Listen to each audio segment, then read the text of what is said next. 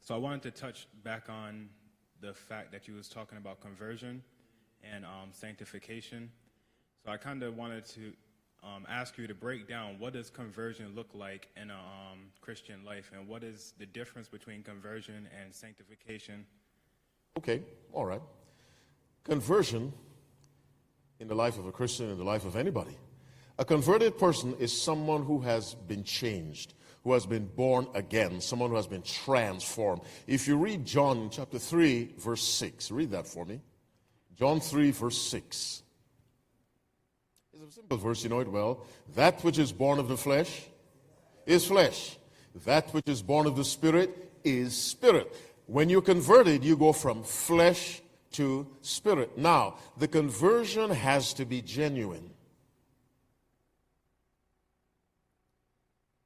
Many conversions are not genuine. You have Eloise writings there with you. Go to Faith and Works, page 96, paragraph 3. Ellen White will explain why there's so many fake conversions in the church.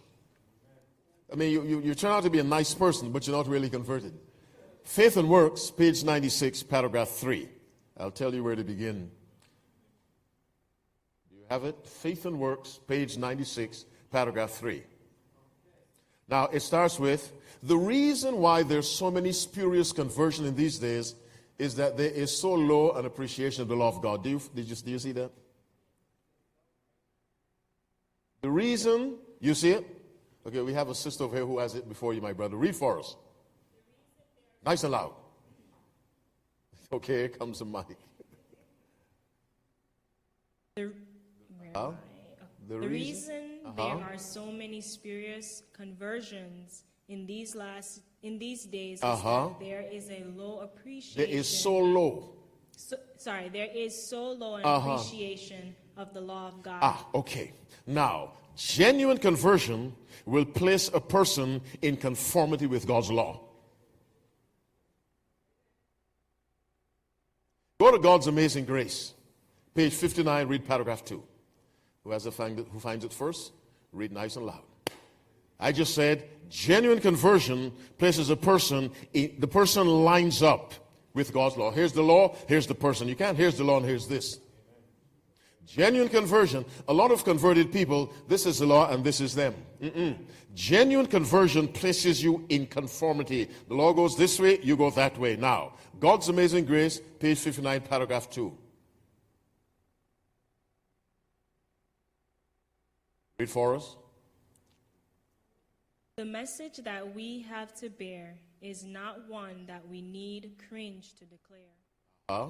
Its advocates are not to seek to cover it. It's a verse that says, when this mighty change has taken place in the sinner.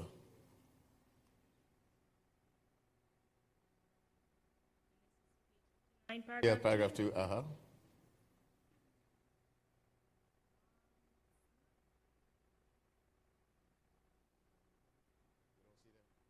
This mighty change? No. It's not. God's Amazing Grace, page 59, paragraph 2. You don't see that there. All right. Here's what it says. The heart is brought into harmony in conversion. The heart is brought into harmony with God as it is brought into accord with His great law.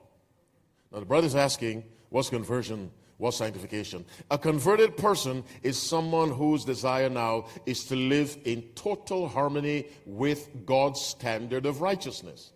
God's standard of... It's actually page 20. Page 20. Paragraph 5. Okay, read it. When this mighty change has taken place. Yes, read that. When this mighty change has taken place in the sinner, he has read a sentence before it. In the new birth. In the new birth or conversion. The heart is brought into harmony with God. As it is brought into accord with His law. Stop. Okay, dwell on that a moment. Remember his question. What is conversion? In the new birth, that's conversion. The heart is brought into what? Harmony with? As it comes into what? With God's what? Great law. Yes. There is no conversion without harmony or accord with God's law. When this mighty change has taken place, keep reading, sister. He has passed from When this mighty change has taken place in the sinner, he has passed from death unto life, from sin unto holiness, from transgression and rebellion to obedience and loyalty. Now that's a converted person. Okay, now the question is, what is sanctification? Sanctification is growing in that. Growing in that change, growing in faithfulness to God, because as you learn more, you want to do everything you learn. That is the process of sanctification. And so Jesus says, sanctify them how? Through thy truth. Thy word is truth. Sanctification really is obedience to all God's commandments. And so 1 Thessalonians chapter 4 verse 3 says, and this is the will of God, even your sanctification, that ye should abstain from fornication, meaning avoiding sin. That's the process of sanctification, putting sin away from you, every little thing. Because we discover things about ourselves that we didn't know. God reveals to us.